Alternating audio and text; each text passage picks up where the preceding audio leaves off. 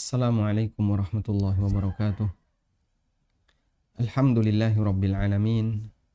Wassalatu wassalamu ala ashrafil mursalin. Nabiyyina wa maulana Muhammadin wa ala alihi wa sahbihi ajma'in.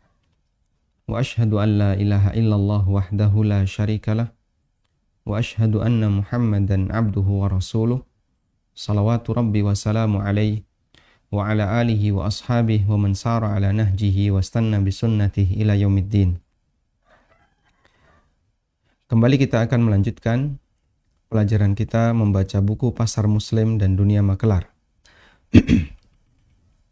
Kita akan membaca adab yang ke-6 dari 10 adab ketika di pasar, dan pada pertemuan sebelumnya kita telah membaca sampai adab yang ke-5. Berikutnya kita akan membaca adab yang ke-6. Bagi Bapak Ibu yang memiliki bukunya, silahkan dibuka di halaman 86. Pada adab yang ke-6, kita akan membahas tentang larangan untuk mengganggu orang lain. Jangan membawa sesuatu yang mengganggu orang lain. Di masa silam, terkadang orang ke pasar dengan membawa senjata tajam, seperti tombak, panah, atau yang lainnya. Dan itu tradisi. Di masa sekarang mungkin seperti ini tidak ada. Di sebagian daerah di Indonesia, ada yang menganggap bahwa membawa senjata ketika keluar rumah itu bagian dari keharusan. Karena kalau tidak, dianggap sebagai orang yang sombong. Dianggap orang yang misalnya punya ilmu kebal, sombong, dan seterusnya. Dan itu tradisi. Seperti yang pernah saya dengar adalah di sebagian daerah kalau nggak bawa celurit itu dianggap sebagai orang yang kebal atau orang yang sombong. Dan di masa silam orang terkadang ke pasar dengan membawa senjata tajam, bawa tombak, panah, atau yang lainnya.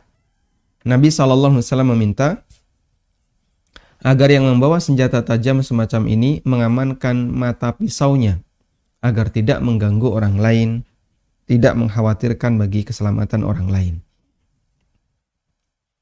Dari Abu Musa al-Ash'ari radhiyallahu anhu, Nabi SAW bersabda, "Idza marra ahadukum fi masjidina aw fi suqina wa ma'ahu nablun falyumsik ala nisaliha."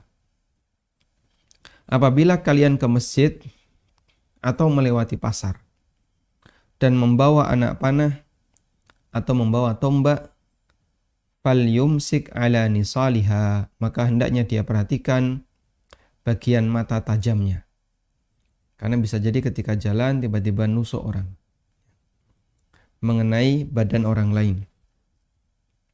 Dalam hadis ini Nabi SAW menyebutkan senjata di masa silam, karena itu yang berlaku di masa itu. Dan secara makna berlaku untuk semua benda yang membahayakan dan mengganggu orang lain, seperti petasan, apalagi bom. Sehingga tidak boleh membawa benda-benda semacam ini ketika di pasar. Dan termasuk diantaranya adalah ketika memasuki keramaian, yang di situ ketika ada orang yang membawa benda-benda tersebut, maka dia harus mengamankan mata tajamnya. Ibnu Umar radhiyallahu anhuma itu pernah ketusuk dengan pedang, anak panah atau tombak yang dibawa oleh salah seseorang pada saat Idul Fitri atau Idul Adha, intinya ketika Id. Sehingga kakinya ketusuk sampai berdarah dan bikin rame di masyarakat. Dan Ibnu Umar ketika itu adalah seorang ulama, tokoh. Ini pasca wafatnya Nabi SAW. Sehingga bikin ramai masyarakat. Akhirnya yang bawa pedang itu tanya, yang bawa senjata tadi tanya, "Kenapa kamu?" Lalu Ibnu Umar mengatakan, "Kamu membawa sesuatu yang tidak seharusnya kau bawa di tempat seperti ini, yaitu membawa senjata." Nah, di masyarakat kita yang terkadang menampakkan senjata di keramaian adalah aparat keamanan. Dan itu dibolehkan sesuai dengan peraturan yang berlaku. Seperti misalnya pada saat kondisi pandemi di masing-masing pintu kota ada pos penjaga, kadang ada aparat yang dia membawa senjata. Adab yang berlaku adalah senjata itu tidak boleh diarahkan ke depan, samping, kanan kiri maupun ke belakang. Tidak boleh diarahkan ke atas, tapi diarahkan kemana? Ke bawah. Dan itu bagian dari adab. Sehingga ada kondisi di mana dia siaga. Senjata diarahkan ke depan.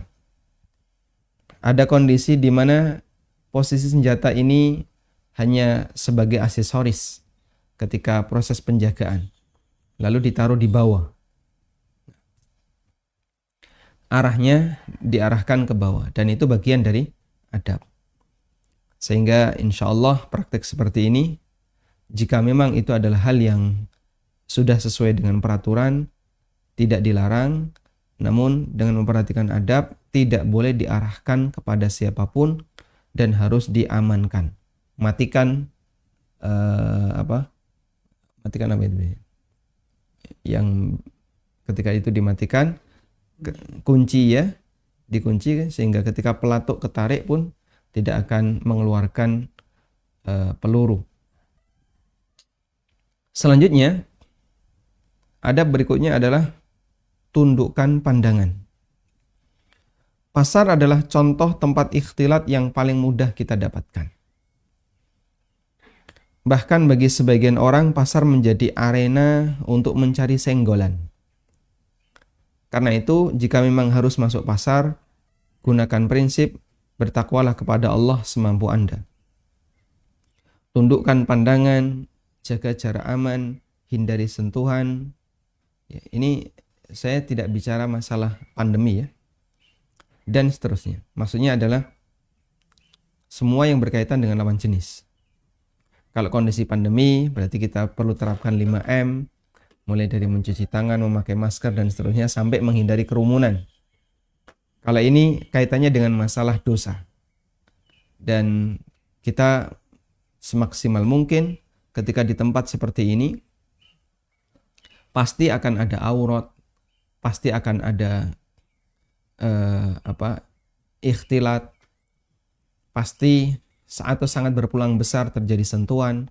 Maka fattaqullaha mastata'tum, bertakwalah kepada Allah semampu yang Anda bisa. Allah Subhanahu wa taala berfirman, "Qul lil mu'minina yaghuddu min absarihim wa yahfazu furujahum dzalika azka lahum innallaha khabirum bima yasnaun." Wa qul lil mu'minati yaghdudna min absarihinna wa yahfazna furujahun. Katakanlah kepada laki-laki yang beriman, yaghuddu min absarihim, agar mereka menahan pandangannya,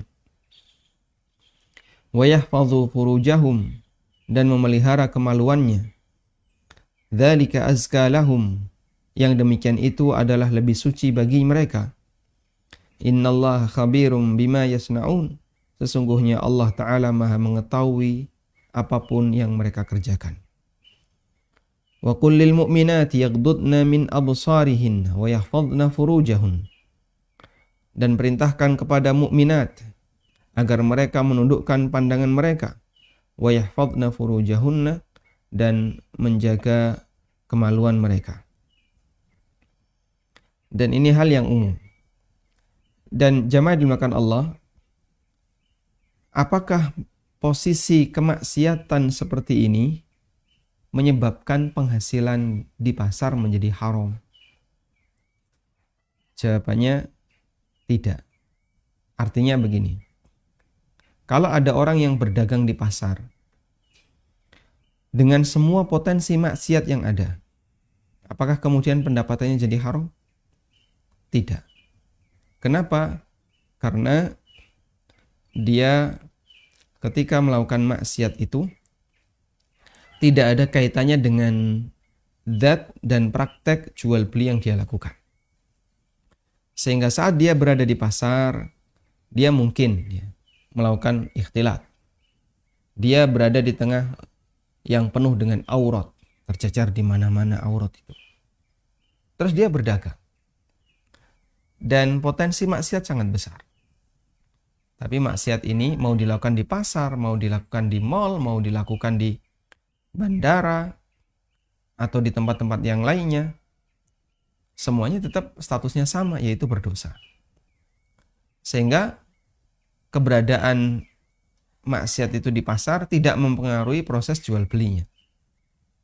Karena itu jual belinya tetap sah dan pendapatan yang didapatkan oleh para pedagang di pasar statusnya halal selama dia tidak melakukan praktek yang terlarang terkait masalah muamalahnya. Baik. Selanjutnya kita beralih ke adab yang ke-8. Jaga aurat wanita. Kita punya tradisi yang berbeda antara Indonesia dengan negara Timur Tengah. Di mana di negara Timur Tengah, baik di Saudi maupun beberapa negara Timur Tengah yang lainnya, mereka punya tradisi pasar itu sebagian besar dihadiri oleh lelaki, baik yang jualan maupun yang beli. Sebaliknya kalau di Indonesia, pasar tradisional sebagian besar dihadiri oleh wanita, baik yang jualan maupun yang pembeli.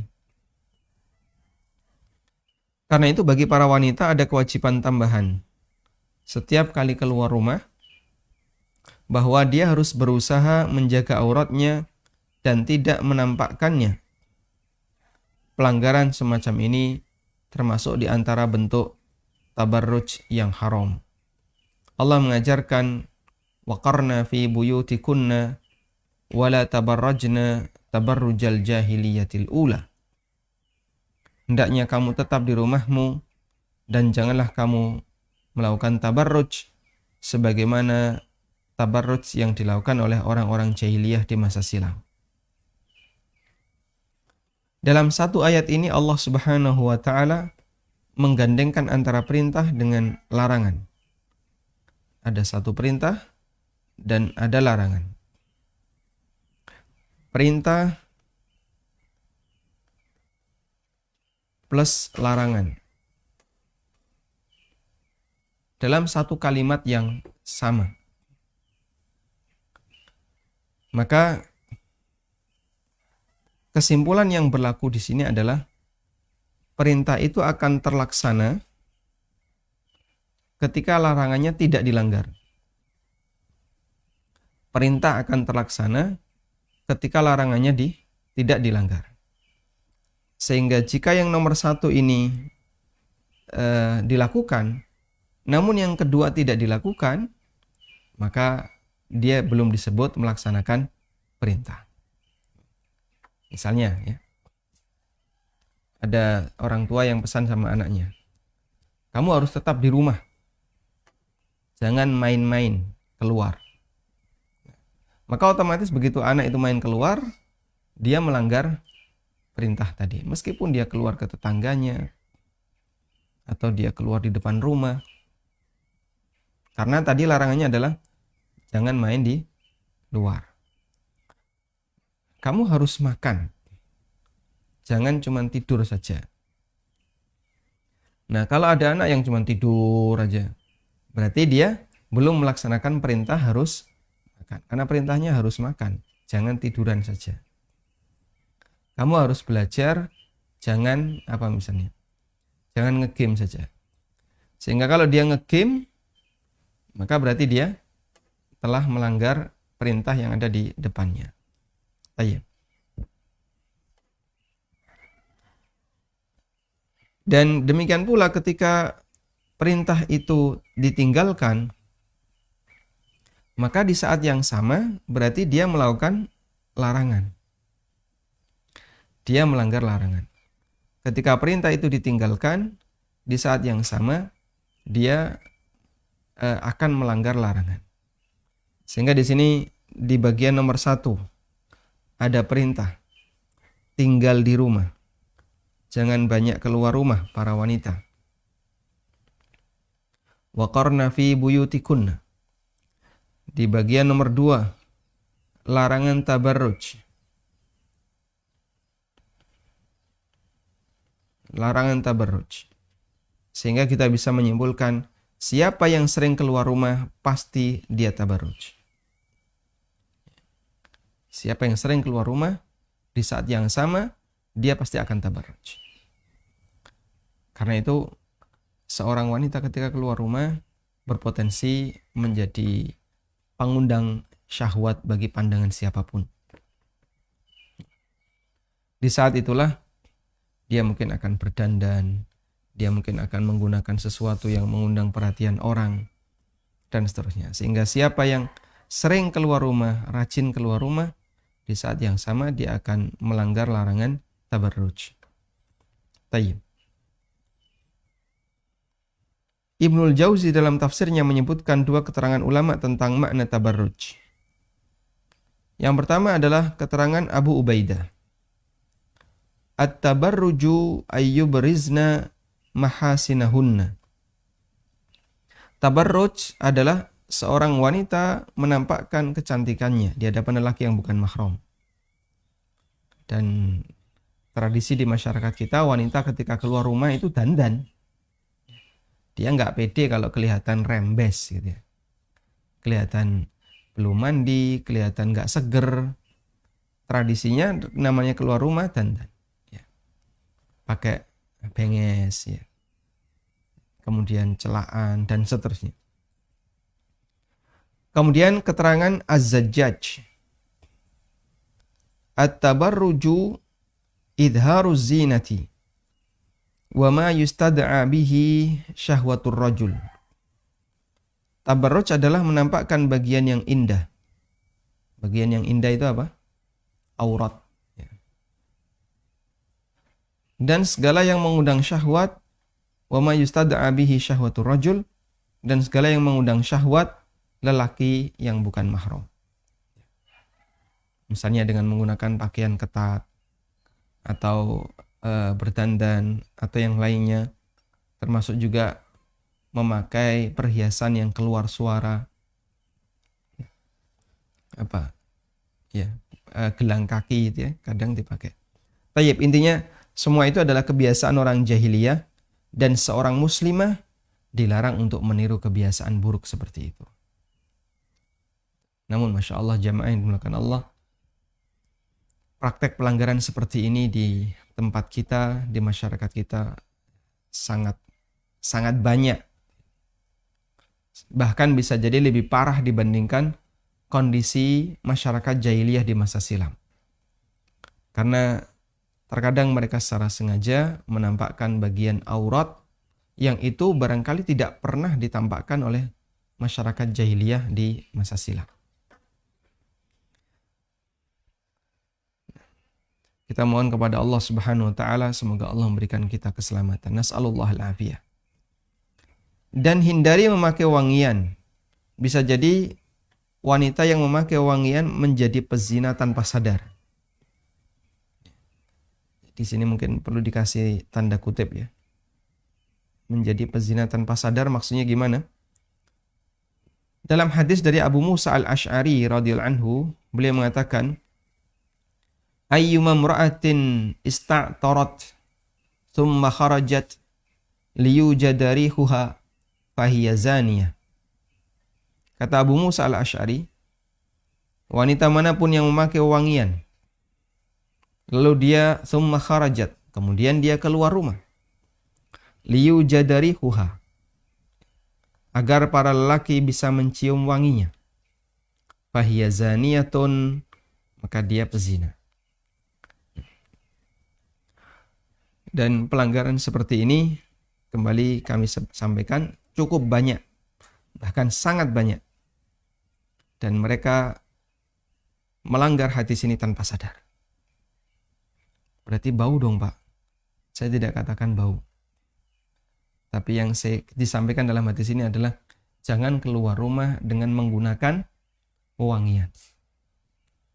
Dan tidak wangi itu tidak sama dengan bau. Tidak wangi tidak sama dengan bau. Ada nggak tidak wangi tapi tidak bau? Ya? Banyak.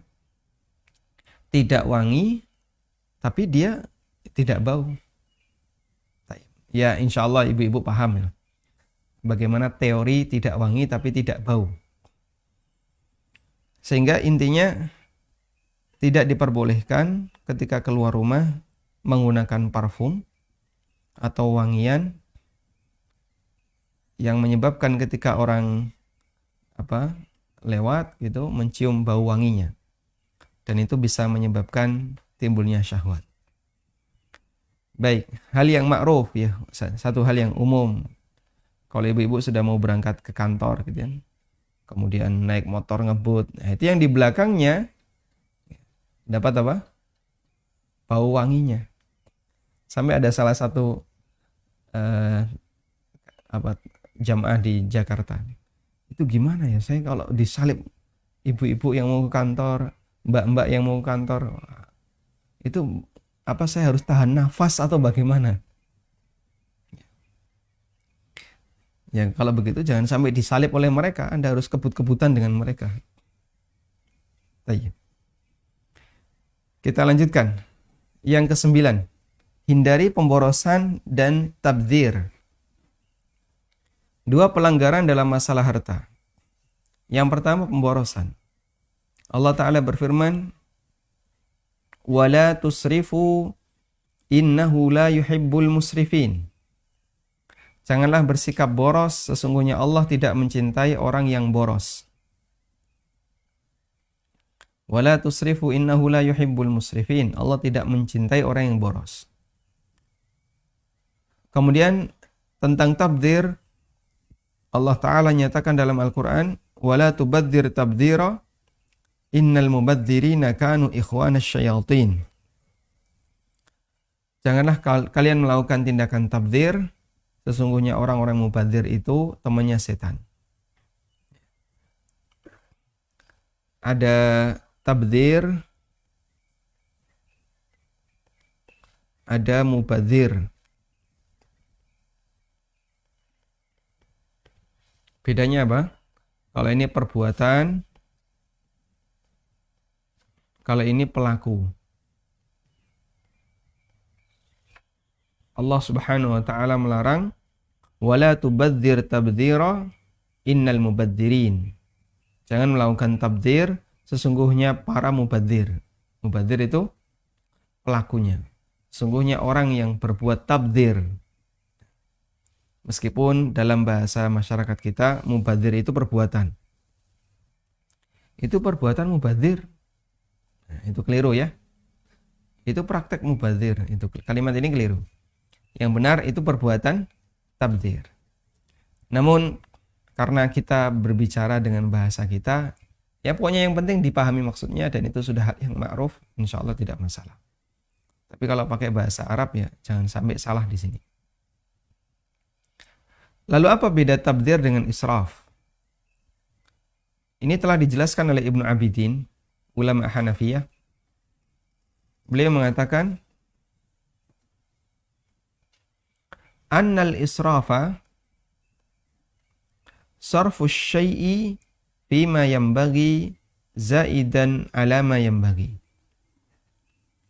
Israf adalah menggunakan sesuatu melebihi fima yanbaghi untuk hal yang diperbolehkan, zaidan ala ma yanbaghi melebihi dari yang dibolehkan. Melebihi dari batas yang dibenarkan. Wat tabdziru sarfu syai'i fima la yanbaghi.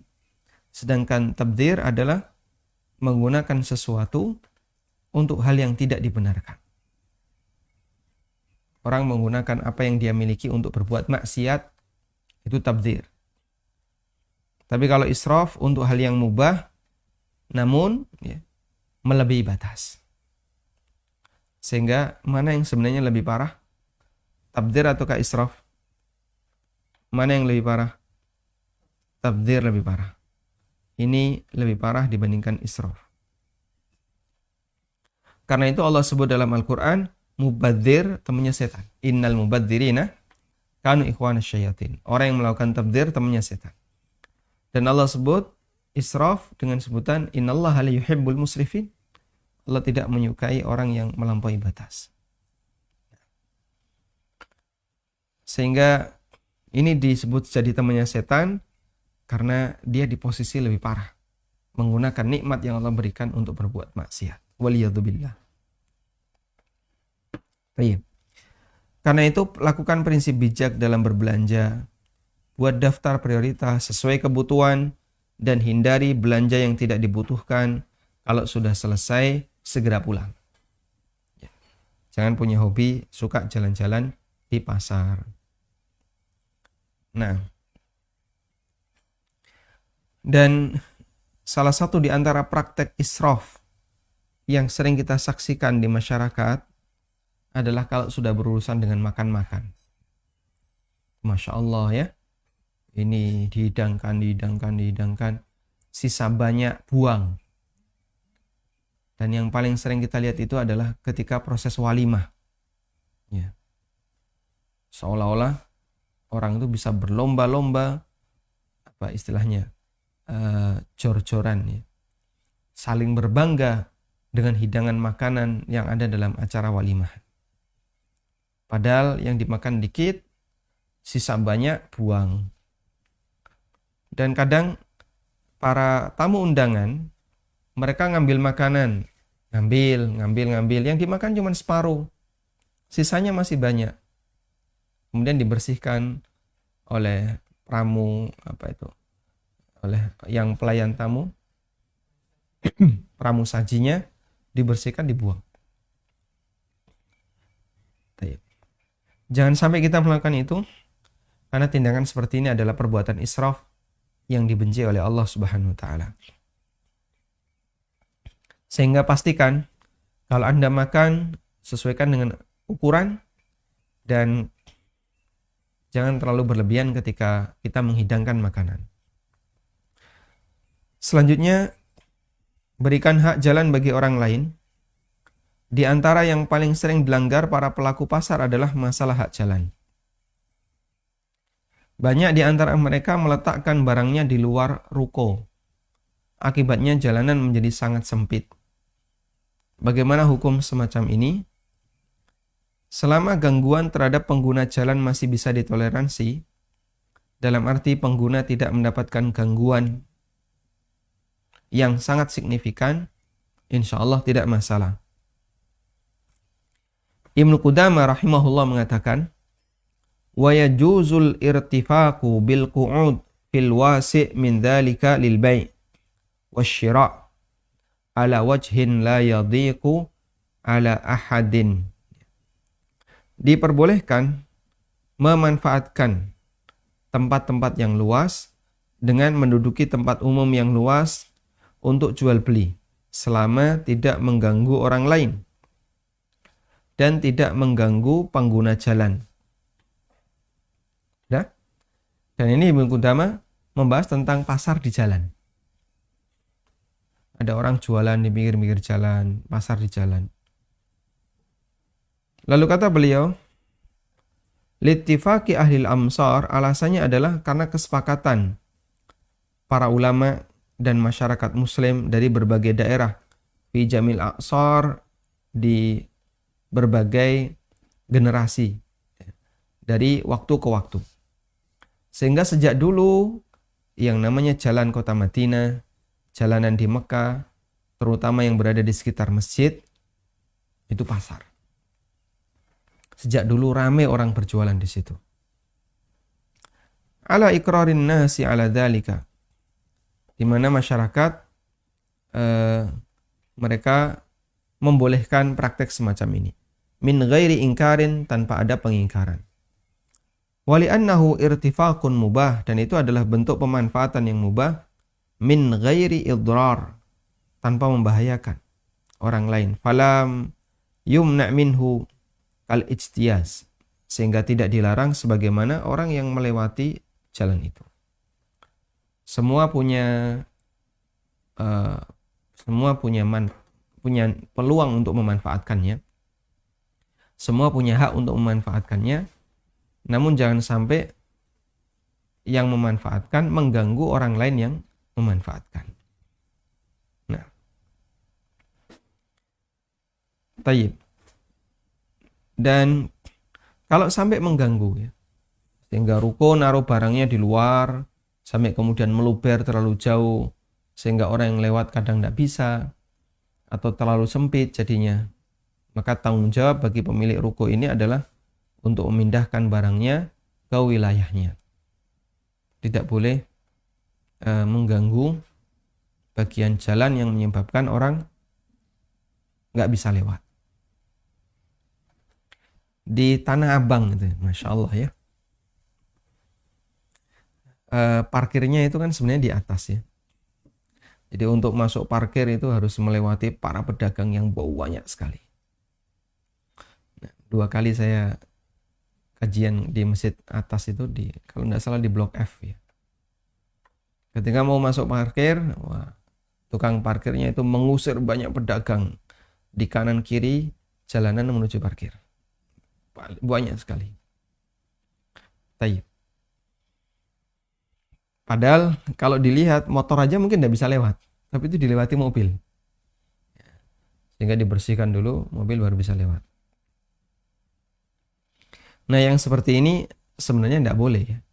Sehingga harus dirapikan dari awal agar orang tahu ini adalah jalan mobil, ini jalan motor, sehingga mereka bisa mengkondisikan jangan jualan di area ini. Kalau sebatas lewat silahkan, tapi kalau jualan tidak boleh. Wallahu ta'ala alam. Walhamdulillahirabbil alamin. Selesai tentang pembahasan adab di pasar. Dan pembahasan berikutnya adalah mengenal khiyar majelis ketika di pasar. Namun karena ini pembahasan yang sifatnya menyatu, insya Allah biar lebih maksimal akan kita baca lebih lengkap di pertemuan berikutnya insyaallah taala. Demikian sebagai pengantar. Wassallallahu ala nabiyyina Muhammadin wa ala alihi wa sahbihi wasallam.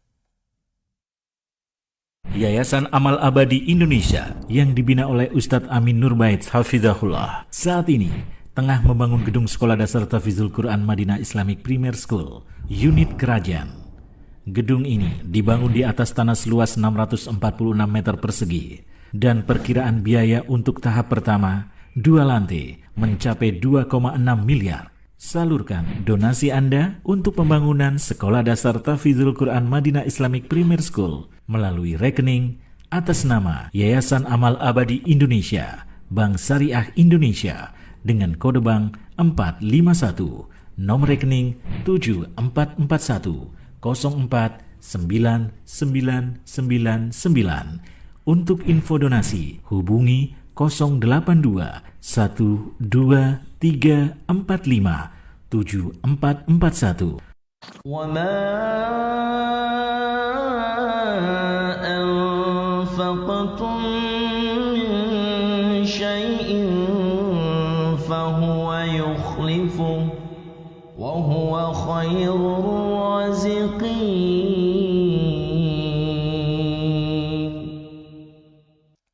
Walhamdulillahirabbil alamin. Selanjutnya kami persilahkan bagi Anda yang mau bergabung. Bismillah. Assalamualaikum Ustadz. Waalaikumsalam warahmatullahi. Terkait diharamkannya jual beli ketika adzan Jumat telah dikumandangkan, apakah juga berlaku untuk transaksi yang dilakukan muslimah? Mohon penjelasannya Ustadz. Syukron.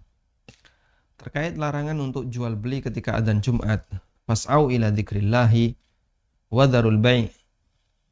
Bersegeralah menuju zikrullah dan tinggalkan jual beli. Ini hanya berlaku bagi mereka yang wajib Jumatan.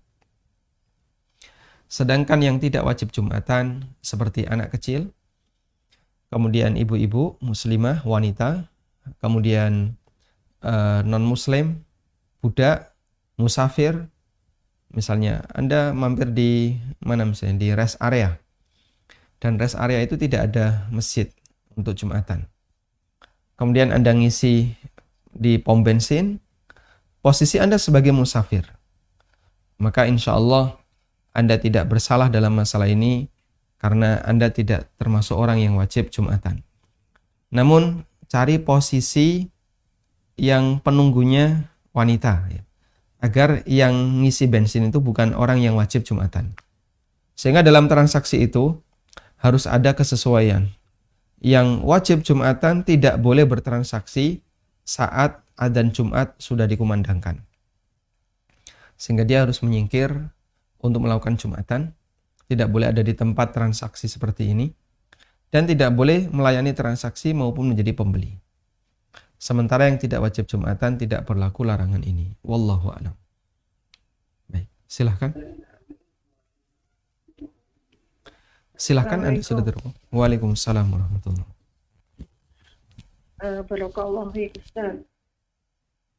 Ini Ana mau tanya, itu sehubungan adanya itu surat edaran dari salah satu ormas yang ormas besar di Indonesia ini, dan memang keluarga Ana itu kebanyakan itu ikut organisasi tersebut yang mengatakan bahwa untuk berkorban saat ini lebih baik dialihkan untuk sedekah saja gitu. Nah, terus sebenarnya secara syariat itu yang benar bagaimana, Ustaz? Antara kewajiban kita berkorban dengan anjuran dari ormas tersebut untuk lebih baik diarahkan dalam sedekah. Itu yang pertama. Terus yang kedua, itu bagaimana seseorang yang melaksanakan akikah dan kurban dibarengkan. Artinya dengan dua niat dalam satu ibadah penyembelihan tersebut, atau juga akikah dibarengkan dengan walimahan. Artinya waktu menyembelih akikah itu dagingnya dimanfaatkan untuk walimahan putrinya atau saudaranya gitu. Jazakallah khair. Assalamualaikum warahmatullahi wabarakatuh. Waalaikumsalam warahmatullahi wabarakatuh. Baik. Yang pertama, mana yang lebih baik untuk dilakukan pada saat Idul Adha dan hari-hari tasyrik? Apakah berkorban ataukah sedekah senilai hewan korban? Yang kami pahami, ulama sepakat korban lebih baik. Kita punya kaidah, al-ibadatu fil hal afdalu min ghairiha. Ibadah yang dilakukan tepat pada waktunya itu lebih afdal dibandingkan ibadah yang lain yang tidak sesuai waktunya. Sehingga masing-masing punya waktu ketika menjalankan ibadah. Saat azan dikumandangkan, ibadah yang paling afdal apa? Mendengarkan azan, jawab azan. Bukan membaca Quran. Meskipun Anda sedang baca Quran, dihentikan sejenak di posisi yang benar, ya. Setelah itu jawab azan. Saat Idul Adha, saat Idul Fitri, apa yang paling afdal? Yang paling afdal adalah membayar zakat fitrah. Itu ibadah yang paling afdal. Sehingga mengalahkan ibadah yang bentuknya sedekah dalam bentuk uang. Karena zakat fitrah harus dalam bentuk bahan makanan. Saat Idul Adha, apa yang paling afdal? Menyembelih hewan. Yang paling afdal adalah menyembelih hewan. Berkurban. Bukan sedekah senilai hewan kurban. Taib. Dan itu dengan sepakat ulama. Selanjutnya, untuk kondisi pandemi semacam ini, apakah nilai keafdolan itu juga masih berlaku? Wallahu a'lam. Saya tidak bisa memberikan jawaban yang bisa kami tegaskan di kesempatan kali ini. Barangkali para kibar, ustadz-ustadz yang lebih senior, lebih memumpuni dalam masalah ilmu berhak untuk menyampaikan hal ini. Namun, ingin kami sampaikan begini, ya. Mohon jangan dibayangkan bahwa kurban itu dilakukan secara berjamaah. Ini bayangan yang keliru. Artinya, kurban itu harus kumpul jadi satu di masjid atau dikelola oleh panitia bareng-bareng. Tidak ada keharusan seperti itu. Di masa silam, kurban itu justru pribadi-pribadi. Sehingga kalau saya berkorban, maka saya sembelih sendiri. Ya, sembelih sendiri di mana? Ya, di lingkungan rumah saya. Sehingga tidak saya setorkan ke masjid, lalu disembelih oleh panitia, dikelola oleh panitia bareng-bareng dengan yang lain. Tidak. Maka korban di masa silam, masing-masing itu sendiri-sendiri. Saya korban, ya saya tangani sendiri. Nanti tetangga saya korban, ditangani sendiri. Bukan dikumpulkan jadi satu. Itu praktek kurban di masa silam. Dan tradisi ini saya jumpai di kampung asal saya, di daerah Lamongan, Jawa Timur. Orang kurban itu sendiri-sendiri. Rumah ini kurban, disembelih sendiri. Kalau orangnya nggak bisa nyembelih, ngundang jagal untuk menyembelihkan. Yang ini kurban sendiri. Dan saya menjumpai budaya kurban dikumpulkan jadi satu di masjid, itu ketika di Jogja. Ya, dan saya kira ini juga berlaku di beberapa daerah yang lain ya. Tapi kalau di kampung asli saya, kurban itu sendiri-sendiri.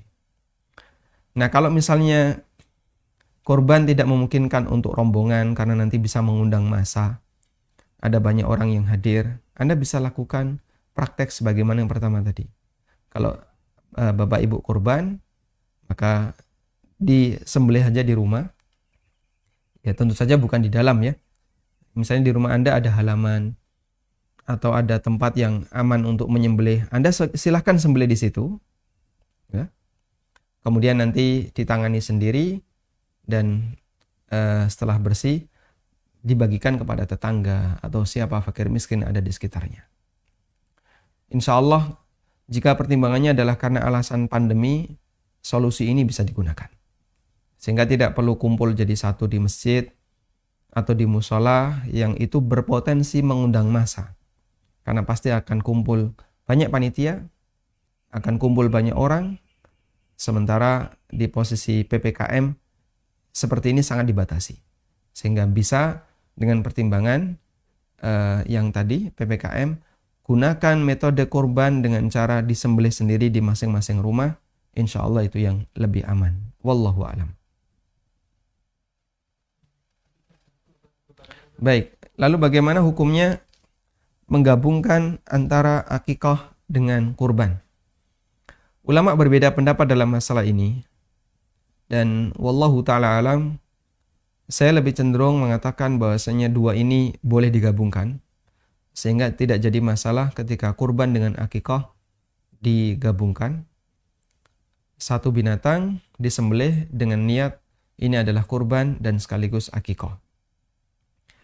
Termasuk juga ketika diniatkan untuk walimah. Sebenarnya kalau walimah itu malah lebih longgar karena posisi walimah itu menyembelih untuk walimah itu bukan menyembelihnya, tapi hasilnya, dagingnya.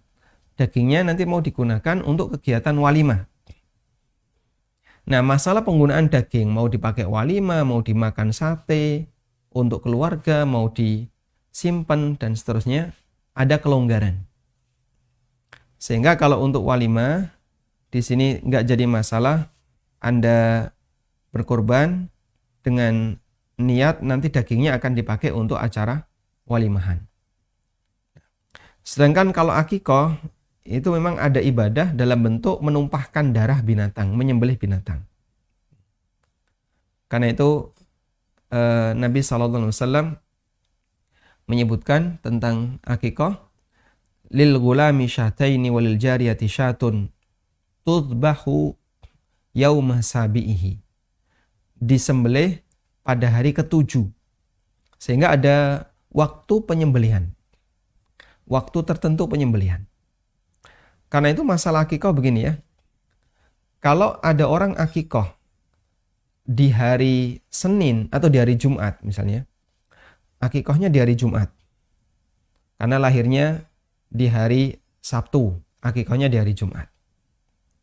Dia mengambil pendapat H-1, akikah di hari Jumat. Tapi Pak, kalau saya hari Jumat harus bagi-bagi akikah, saya tidak bisa karena saya harus ngantor. Kalau Sabtu Ahad saya libur. Baik, kalau begitu sembelihnya di hari Jumat, tapi nyebar akikahnya, nyebar makanan akikahnya dilakukan di hari Sabtu. Boleh nggak? Boleh. Kenapa? Yang penting waktu penyembelihannya sesuai dengan sunnah, ya, yaitu di hari yang ke-7. Tudbahu yauma sabi'i, disembelih pada hari yang ke-7. Sehingga dalam akikah ada ibadah berupa menyembelih. Ada bentuk ibadah menyembelih. Kurban juga seperti itu. Ibadahnya berupa ibadah menyembelih. Sedangkan kalau walimah tidak ada ibadah menyembelih, Tapi yang diinginkan adalah dia bisa mendapatkan dagingnya, hasilnya. Sehingga kapan penyembelihan untuk walimah? Nggak ada waktu tertentu. Walimahmu kapan? Misalnya hari Ahad. Tidak. Boleh nggak disembelih hari Rabu? Boleh nggak disembelih hari sebelumnya? Boleh, sah-sah saja.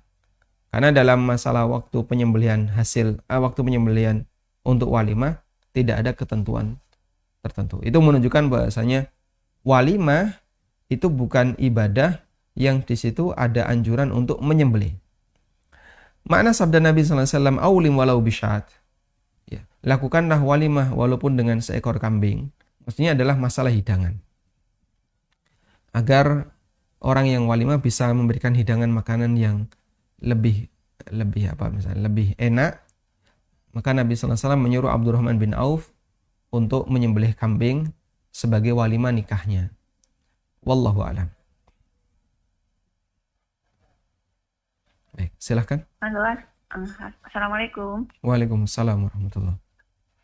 Ustadz, di tempat saya itu biasanya kalau kurban, tulang-tulangnya itu dipisahkan, diambil oleh panitia, kemudian dimasak oleh panitia, terus nanti dimakan bersama-sama setelah pembagian kurban. Itu hukumnya seperti apa, Ustadz?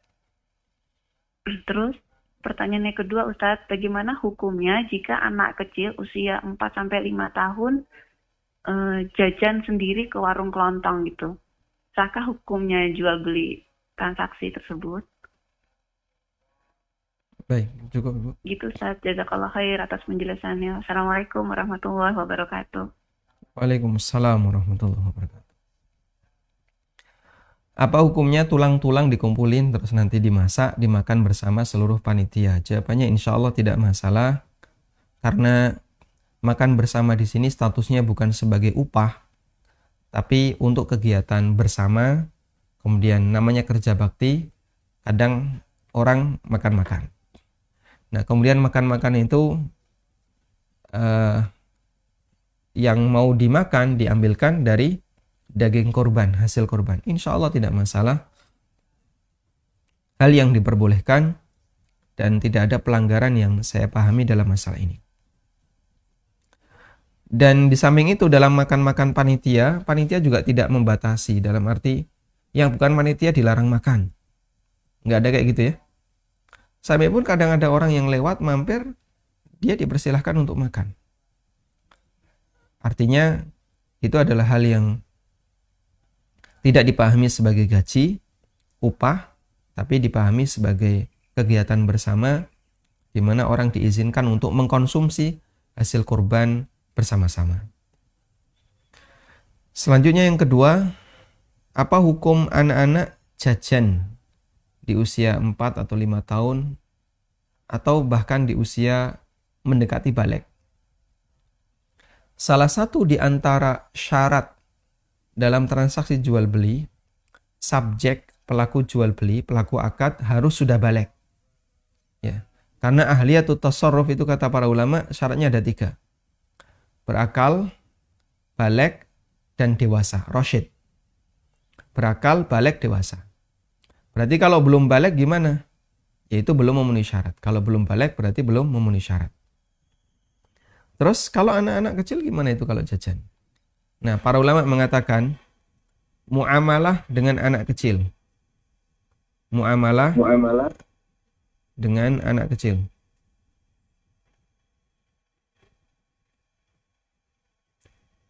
Assalamualaikum. Muamalah dengan anak yang belum balik itu ada 2 keadaan, atau hukumnya boleh dengan syarat. Boleh dengan syarat, 1, nilainya kecil. Nilainya kecil. Yang kedua adalah di bawah pengawasan wali. Yang dimaksud di bawah pengawasan wali adalah wali telah mengizinkan anak ini untuk menggunakan uang senilai itu. Sehingga kalau anak ibu mau beli jajan ya, berangkat ke warung sebelah. dikasih uang 2.000. Uang 2.000 ini habis, orang tuanya tahu. Dan memang itu hak dia untuk dipakai jajan. Wali tidak mempermasalahkan. Hukumnya boleh, karena berarti praktek seperti ini sudah direstui di bawah pengawasan wali. Orang tuanya, atau kakaknya, atau siapapun. Dan nilainya kecil. Kalau nilainya besar, nggak boleh. Anak SD misalnya jualan motor, itu nggak boleh. Atau anak SMA jualan tanah, itu belum boleh. Kecuali kalau dia sudah rasyid. Kalau SMA sudah balik. SMP kelas 1 belum balik jualan tanah. Tidak boleh karena nilainya besar. Wallahu a'lam. Baik, silakan Pak. Assalamualaikum. Waalaikumsalam warahmatullahi. Silakan. Ustaz, saya mau menanyakan, waktu kecil saya belum diakikah sama orang tua saya karena orang tua saya belum mampu. Apakah dengan umur saya sekarang udah 42, ya ada kewajiban untuk orang tua saya atau saya sendiri yang melakukan akikahnya? Syukran Ustaz. Assalamualaikum. Waalaikumsalam warahmatullahi wabarakatuh. Sebagian ulama Syafi'iyah mengatakan bahwa batas maksimal tanggung jawab orang tua memberikan akikah. Jadi yang namanya akikah itu pada asalnya adalah tanggung jawab. Tanggung jawab ortu. Tanggung jawab orang tua. Dan sebagian ulama mengatakan, ini sebagian ulama Syafi'iyah, tanggung jawab ini berakhir sampai anak itu balik. Sehingga kalau anak itu sudah balik, maka tanggung jawab itu gugur. Terus kalau sebelum balik bagaimana? Jadi mengukur tingkat kemampuan. Ortu misalnya ya, sampai anak itu di usia balik, dia nggak mampu untuk mengakikahi anaknya. Jangankan mengakikahi anak yang sudah gede, yang baru-baru lahirin aja belum ada diakikahi. Jadi antriannya masih banyak. Anak pertama lahir, ortu tidak mampu, tidak diakikahi. Sampai usia 3-4 tahun, anak kedua lahir, ortu juga belum mampu. Dia belum akikah, belum ngasih akikah. Anak yang pertama sudah gede sampai usia 10 tahun, lahir adiknya yang ketiga. Ortu juga nggak mampu mengakikahi. Jadi ini ada deretan anak-anak yang belum diakikahi semua. Dan dia di posisi belum mampu sampai akhirnya anak pertama ini balik. Dan ortu belum mampu. Maka anak pertama yang balik ini sudah lepas tanggung jawabnya. Tapi masih ada 2 adiknya yang belum balik. Nah ternyata di tahun tertentu ortu mampu. Karena dapat warisan ya. Maka yang belum balik ini segera diakikahi oleh orang tuanya. Sedangkan yang sudah balik biarlah berlalu. Nah selanjutnya yang sudah balik ini gimana? Yang sudah balik apakah boleh mengakikahi diri sendiri? Ulama berbeda pendapat.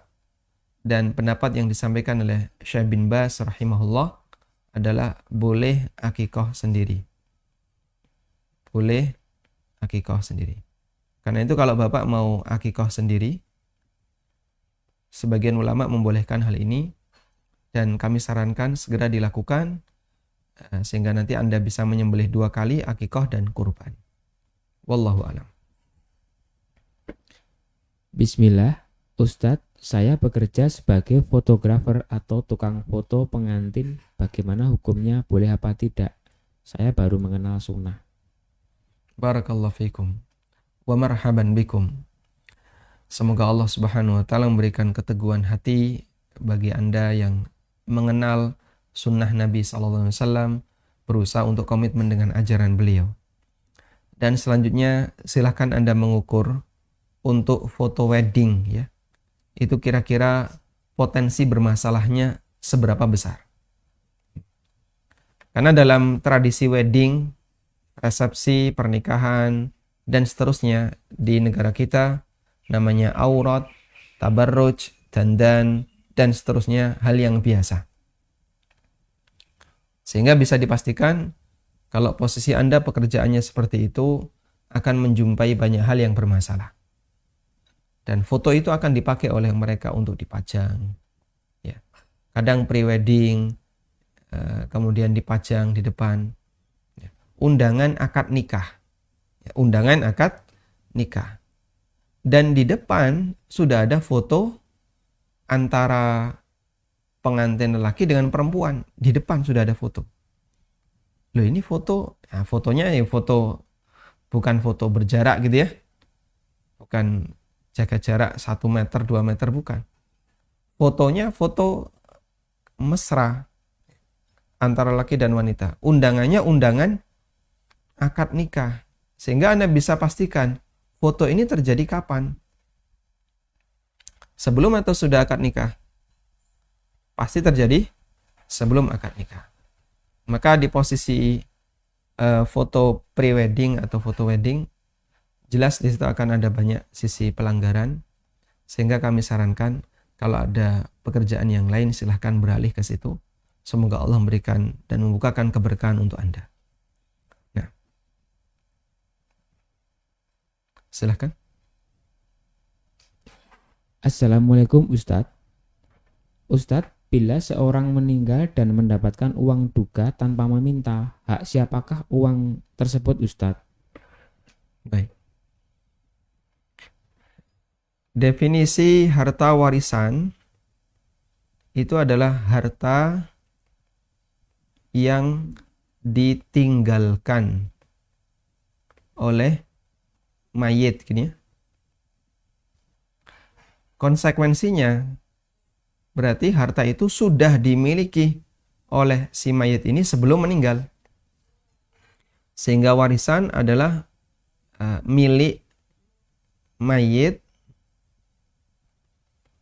sebelum dia mati, sebelum dia meninggal. Baik, karena itu kalau ada harta yang dia baru muncul pasca wafat, harta ini baru muncul setelah orang ini mati, berarti ini bukan warisan. Ini bukan warisan. Dan ini cukup banyak jenis harta seperti ini. Misalnya santunan dari kantor, termasuk juga uang takziah dan aneka pemberian yang diberikan oleh orang-orang yang bertakziah. Ini bukan warisan, karena harta ini baru muncul pasca kejadian wafat. Nah, selanjutnya terus ini kalau bukan warisan berarti bagaimana? Ya tidak dibagi waris, tapi diserahkan ke peruntukannya. Biasanya adalah keluarga inti. Keluarga inti itu mencakup istri, kemudian anak. Dua ini. Tapi kalau misalnya ada yang ngasih ke orang tertentu, dikasihkan ke ortunya misalnya, kasihkan ke saudaranya, ini untuk kamu, ini untuk kamu. Ya memang itu hak dia. Dan tidak boleh diambil alih oleh yang lain. Sehingga diberikan kepada keluarga inti atau sesuai dengan peruntukannya. Karena itu untuk uang duka, kemudian termasuk sekarang ya dalam kondisi pandemi, setelah si A meninggal, kemudian ada pengumuman, mari kita bantu keluarga A. Silahkan yang mau berdonasi, transfer ke rekening ini. Itu bukan warisan. Karena harta ini baru muncul setelah kematian. Artinya harta itu tidak dimiliki oleh mayit sebelum dia wafat. Karena itu diberikan sesuai dengan tujuannya. Kalau itu arahnya ke istrinya atau anaknya atau ke keluarga inti, maka itu menjadi hak keluarga inti. Wallahu a'lam. Baik. Dan ketika itu menjadi hak keluarga inti, cara membaginya itu bebas ya. Tidak berlaku 2:1. Misalnya istri dan anak. Anak ini 1 laki, 1 perempuan. Terus baginya gimana? Apakah 2:1? Tidak, karena bukan warisan. Sehingga mau dibagi rata, mau dibagi terserah wali, bebas. Karena dalam hal ini tidak mengikuti kaidah warisan. Wallahu a'lam. Bismillah. bagaimana hukumnya korban di musola dekat rumah tapi ahlul bid'ah? Namun kalau kita berkorban di masjid yang bermanhaj salaf, itu sangat jauh dari rumah. Mana yang lebih baik, Ustadz? Untuk kondisi PPKM seperti ini, jika Anda memungkinkan untuk berkorban dengan menyembelih sendiri di rumah, insya Allah itu yang lebih baik. Jika memungkinkan ya, saya katakan memungkinkan dengan pertimbangan Anda bisa mengelola. Yang kedua, masyarakat tidak mempermasalahkan. Tapi kalau tidak memungkinkan, maka Anda bisa berkorban di tempat di mana potensi pelanggarannya kecil. Sehingga kalau di musola itu nanti kulitnya akan dijual. Terus dipakai untuk biaya operasional, penanganan, pengelolaan hewan kurban. Nah, itu jangan Anda titipkan di situ. Karena berarti bagian dari kurban Anda diambil, digunakan untuk sesuatu yang menguntungkan sahibul kurban, yaitu biaya pengelolaan. Sehingga Anda bisa cari tempat yang lain yang secara umum lebih aman untuk menyelamatkan ibadah kita. Wallahu a'lam. Baik, silahkan. Assalamualaikum. Waalaikumsalam warahmatullahi wabarakatuh. Silahkan, Pak. Barakallahu fiik, Ustaz. Waalaikumsalam barakallah. Ustaz,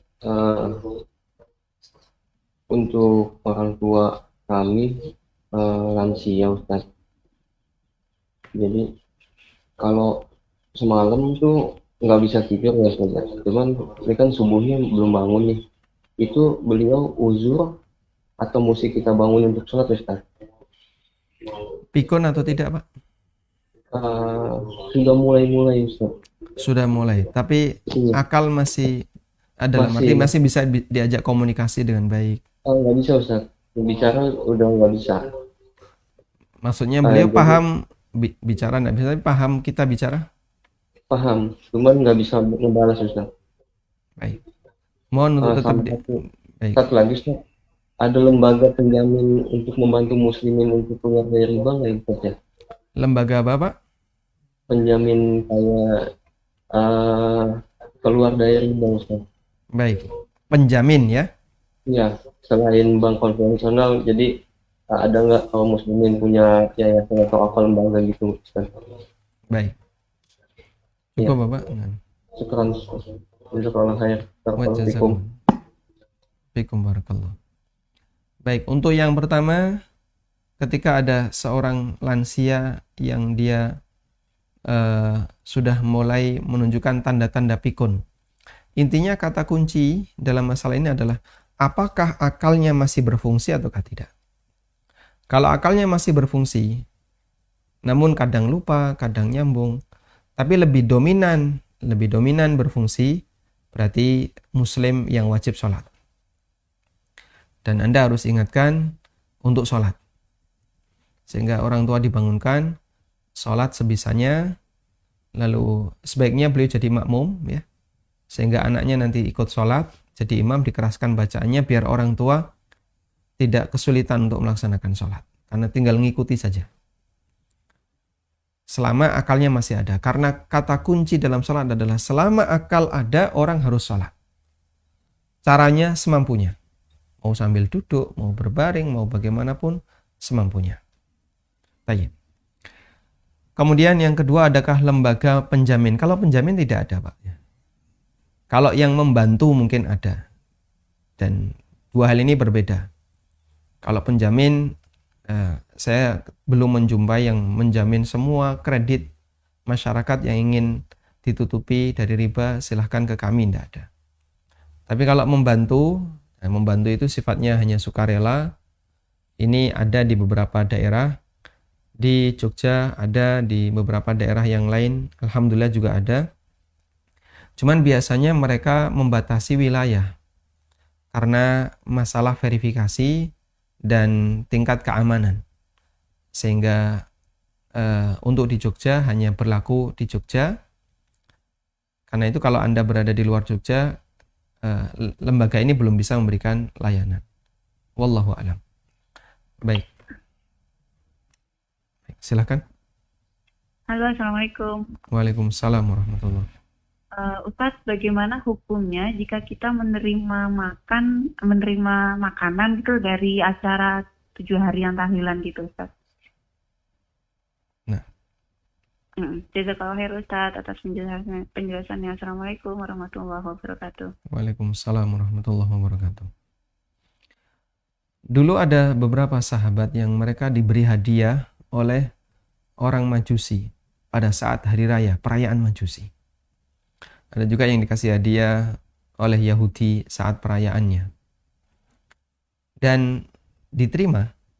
Aisyah radhiyallahu anha memberikan batasan, kalau yang berupa daging sembelihan jangan dimakan. Tapi makanlah buah-buahannya, sayur-sayurannya. Sehingga hadiah berupa makanan yang boleh mereka konsumsi hanyalah sayuran dan buah-buahan. Kenapa yang daging? Karena ada potensi itu adalah binatang yang disembelih untuk mengagungkan Tuhannya. Sehingga nggak boleh dikonsumsi. Nah, jika yang seperti ini diperbolehkan, apalagi yang derajatnya lebih bawah daripada itu. Karena itu, wallahu a'lam, sebatas menerima ini, insya Allah diperbolehkan. Namun sebenarnya ada catatan tentang masalah sisi dakwah. Artinya begini, kalau ada tokoh masyarakat yang dia dikenal tidak mau mengikuti kegiatan seperti itu, lalu ada orang yang memberikan hadiah berupa makanan atau apa dari kegiatan itu, diterimalah oleh orang ini. Ini bisa menjadi alat pembenar. Oke, ini nompo. Nah itu coba lihat, dia menerima. Katanya gak suka, katanya anti, tapi itu menerima. Nah ketika dia ngomong seperti itu, berarti penerimaan ini jadikan apa? Dalil kalau kita setuju. Kalau ada potensi seperti itu, maka mungkin kita perlu sedikit memberikan peringatan, mohon maaf kami nggak bisa menerima. Atau dengan kalimat yang lain, dengan menunjukkan bahwasanya identitas kita adalah kita tidak menerima yang seperti ini. Atau tidak setuju dengan praktek seperti ini. Nah kalau tujuannya seperti itu, insya Allah bisa ditoleransi. Dan kembali tetap menimbang sisi manfaat dan madarat di tengah masyarakat. Kalau berpotensi akan menimbulkan madarat besar, ya Anda bisa terima. Tapi kalau tidak, kembali ke pertimbangan tadi. Seperti keluarga, kakak beradik, beda pendapat dalam masalah ini. Kalau kemudian nerima itu dianggap sebagai bentuk setuju, maka bisa jadi kita perlu memberikan sikap, mohon maaf kami tidak menerima. Agar tidak dianggap setuju. Dan itu adalah pertimbangan dari sisi maslahat dan madarat untuk kemudian ada peran dakwah dan pesan dakwah di sana. Wallahu a'lam wa sallallahu ala nabiyyina Muhammadin wa ala alihi wa sahbihi wa sallam wa akhiru da'wana anil hamdulillahi rabbil alamin. Subhanakallahumma wa bihamdika asyhadu an la ilaha illa anta astaghfiruka wa atubu ilaik. Wassalamualaikum warahmatullahi wabarakatuh.